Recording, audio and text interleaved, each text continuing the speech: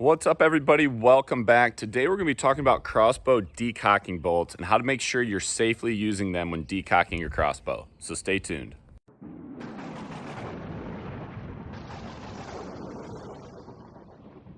All right, everybody, the reason for this decocking bolt video is I have watched a lot of people come really close to blowing their crossbows up when using one of these things. So just so you guys know, this is a 22-inch decocking bolt. This is the Killer Instinct Dead Stop. It's pretty standard as far as decocking bolts go. It's got that big, blunt, heavy end on it, so it's not going to penetrate very far into the ground. 22 inches pretty common for these things, so you can shoot them out of bows that require a 20-inch bolt. You can always go longer on bolts, you can't go shorter, and then obviously bows that require a 22-inch. So pretty standard as far as this goes. Now the problem that I've seen is people naturally, knowing that this bolt is just going to be shot into the ground, they naturally want to just point their crossbow either with one hand or like this, straight down at the ground. The problem with that is, depending on how tall or short you are, or depending on how long your crossbow is, if you point this straight down at the ground, there is a really good chance that that bolt is going to hit the ground and stop before your crossbow is finished firing it. And if that happens, it is a recipe to blow up your bow. You could break your string. When your string breaks, your cams and limbs could be damaged.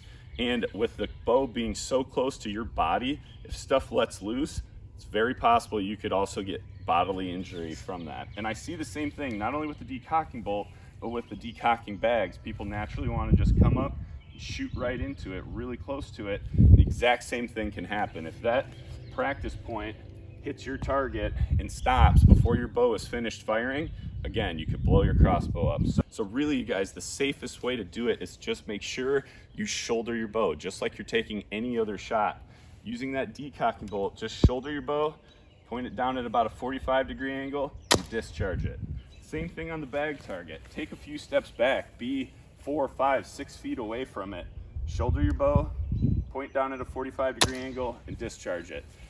All right, everybody, that's all I have for you today. Really, the key to safely discharging your crossbow with either a decocking bolt or a discharge bag and a bolt that has a field point on it is space. You've got to have enough room for your crossbow to completely shoot that bolt before either this stops in the ground or your bolt stops in that bag target. And if you don't have enough room, you run the risk of blowing your crossbow up. So I hope you guys enjoyed this video. If you did, do me a favor, hit that like button down below. Also, don't forget to subscribe and hit that bell for notifications, and we'll see you again soon.